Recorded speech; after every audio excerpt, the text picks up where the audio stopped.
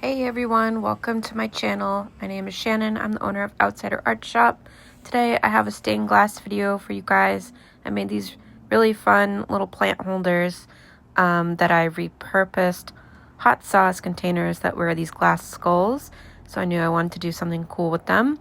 In my previous videos, I've mostly used clear glass a lot of the time to make jewelry where I put butterflies in between two pieces of clear glass. So this is just mainly going to be a little process video of using up some scraps I had from some fairy necklaces. Sorry if this split screen is a little chaotic, but I just wanted to give you some different views. So let's get into making them. Okay, so before I get going, I just want to show you guys my little station. I am outside, so might be some sounds of cars over there. But yeah, this is the box of glass that I bought on Amazon.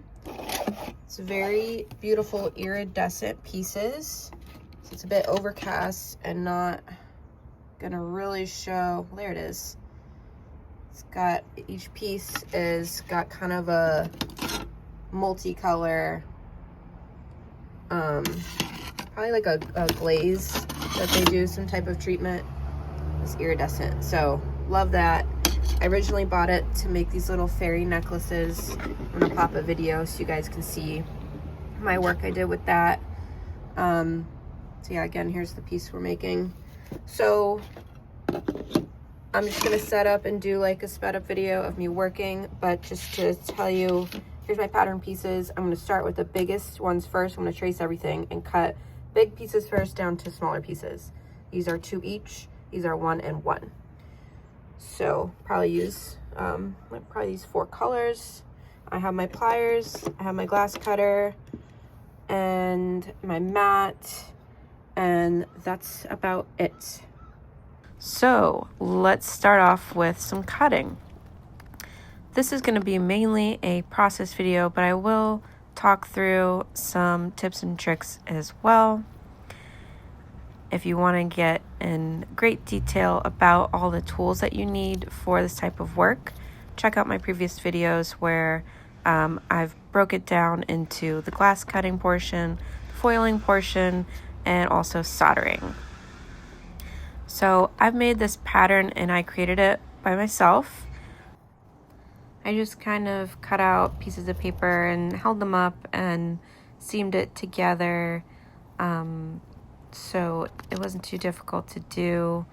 If you're interested in creating this yourself and obtaining the pattern, let me know in the comments. Maybe that would motivate me to do a Patreon or something, so let me know. But basically, once I had the pattern perfected, I just traced it into like a notebook, so I have a master copy of it at all times and can tweak it or add to it.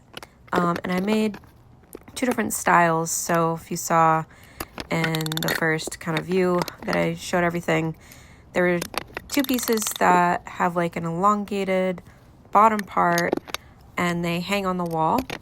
And so the bottom part was clear glass that you can actually put water into and have like pothos plants hanging out or any type of hanging succulent or something, or air plant. So it has like a little opening. And then the top part on both the designs are the same, and they're this colored glass. So the ones that don't have the bottom portion can sit flat on a bookshelf or whatever, and they could also hang as well.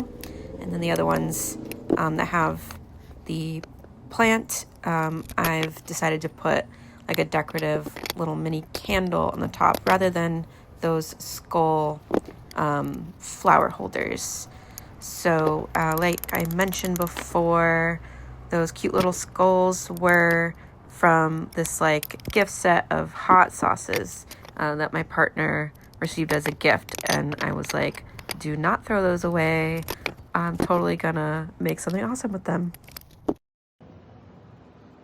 Everything is cut and I have my grinder out, so I'm gonna get to that, get all these shapes cleaned up.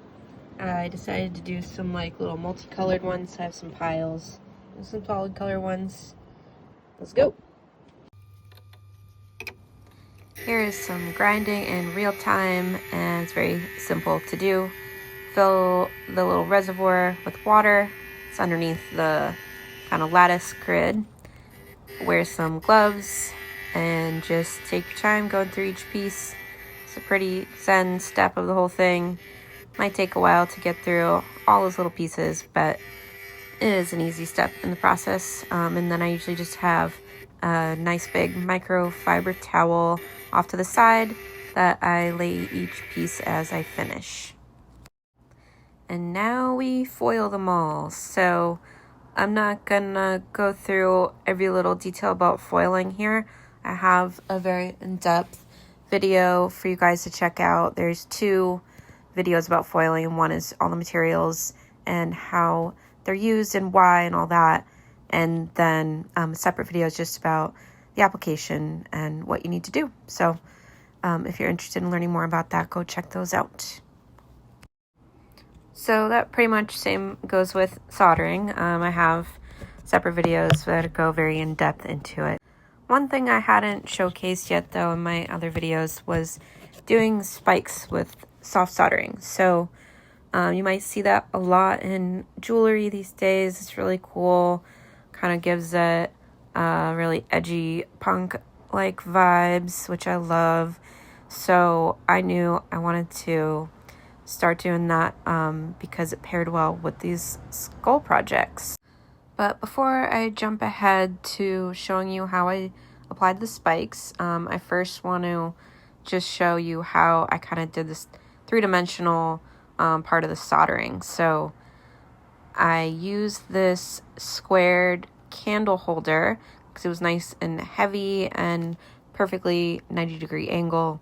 And I just placed that down and took the other piece, held it against it, and did some tacking points. You can also just like use a piece of tape real quick if you don't want to hold on to things. So once I have those pieces tacked, just smooth it all across on the top and the underneath. And when I get to doing these little like side pieces, I'm also just kind of holding them in place with my hands. But you can use things to prop, or you can use a third arm jewelry holder, something like that. Just be very mindful putting pieces together that they are super hot once they are freshly tinned. And so just wear heat gloves or wait for things to cool off. And what I did here is I'm basically tinning all my pieces first, and then I let them sit while I do the next piece and tin it, and next piece and tin it. And by the time I've kind of got everything prepped, I can go back to the first one, and it's just about cooled down enough for me to pick it up and touch it and place it and then attach it. So that's how that worked out. I do typically wear my grilling heat gloves. I just was a little bit lazy this project and I didn't want to wear them, but they're helpful. It's a good peace of mind that you're not going to hurt yourself. So that's the gist of this project and putting it all together. And again, I have much more detailed explanations for you guys. Just check out that playlist called Stained Glass in my channel. Okay, so yeah, let's skip ahead and do some spikes. So first I applied flux to where I want to add the spike. So now I'm just dropping in with some solder, and the tip here is to just let it go really slowly.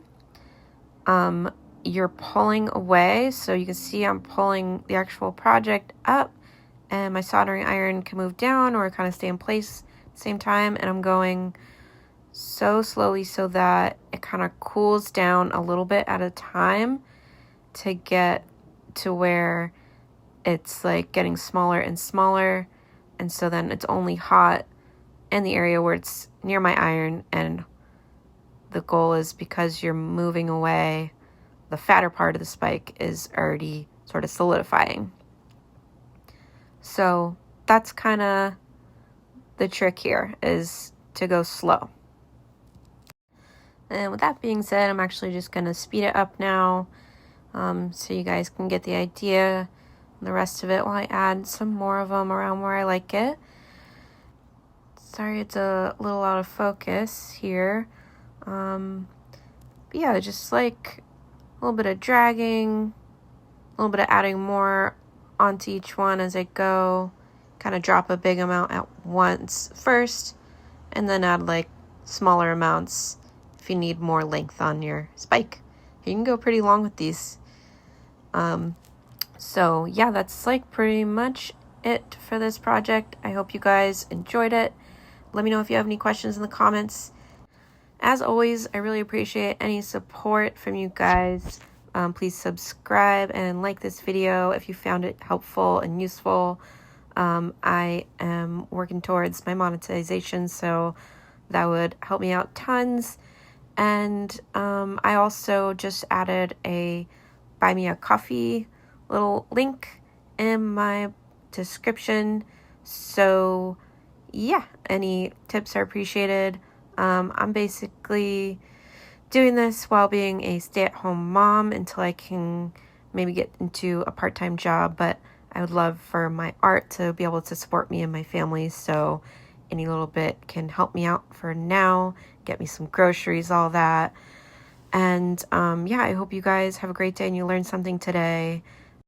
Comments are my favorite. It's great to just get some feedback and know that you guys are out there watching and enjoying. So yeah, send a little message, even if it's just a hello or a question, and I will respond to you. So I'm also in the process. I need to get all these listed up on my Etsy as well. So just let you know if you want to see these more in detail, if you want to see what I'm charging for them and all of that, you can check out my Etsy store. And so I will see you guys next time. Bye.